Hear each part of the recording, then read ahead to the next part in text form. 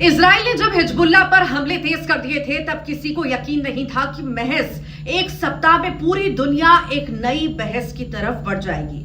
Hezbollah chief Hassan Nasrallah मारा गया। Nasrallah के साथ कई हिजबुल्लाह कमांडर ढेर हो गए तो लगा कि अब शायद मिडिल ईस्ट में कुछ दिन शांति हो जाएगी, लेकिन ऐसा हुआ नहीं। हिजबुल्लाह पर हुए हमले ने इजराइल और ईरान की पुरानी दुश्मनी को चिंगारी दे दी है। अब तक दूर से तमाशा देखने वाला ईरान अब जंग में कूद पड़ा है। ईरान ने इजराइल पर मिसाइल दागकर साफ कर दिया है कि मिडिल ईस्ट में शांति की बात करना बेमानी होगी, क्योंकि अभी एक और जंग होनी बाकी है। लेकिन सवाल यही है कि क्या ये जंग महज इजराइल और ईरान तक सीमित रहेगी? जैसे ही ईरान ने इजराइल पर गोले बरसाए, अमेरिका ने साफ कर दिया कि वो इजराइल के साथ है और वो इजराइल की हर संभव मदद करेगा।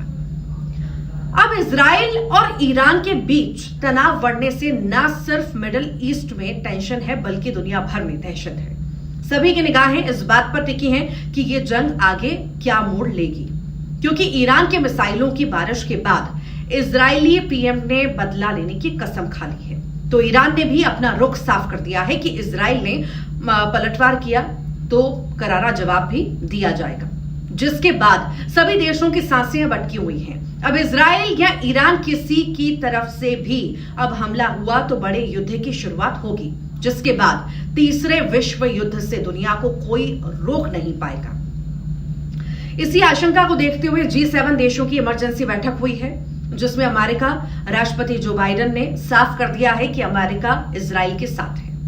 साथ ही इजराइल को ईरानी न्यूक्लियर साइट्स पर हमला न करने की चेतावनी भी दी है। बाइडेन ने कहा है कि G7 देश इस बात से सहमत है कि इजराइल को जवाब देने का अधिकार है।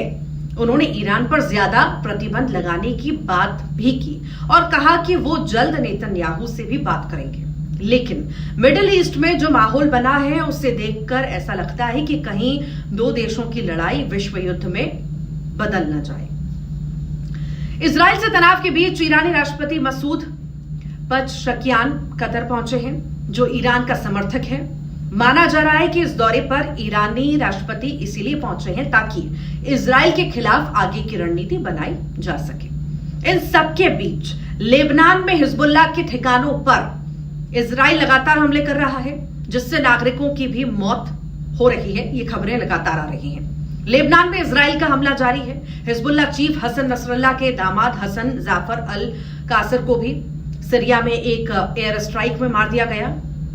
सीरिया की राजधानी दमिश्क में हवाई हमले में उसकी मौत का दावा किया जा रहा है। यानी इजराइल इस समय सीरिया लेबनान के साथ साथ गाजा में हमास, यमन में हूती विद्रोहियों से मुकाबला तो कर रही है। ईरान में भी नया फ्रंट खुल गया है। मिडिल ईस्ट में ईरान की खास भूमिका है, जिसके समर्थन में दुनिया भर के कई देश हैं जो यूरोपीय देशों को अपना दुश्मन मानते हैं।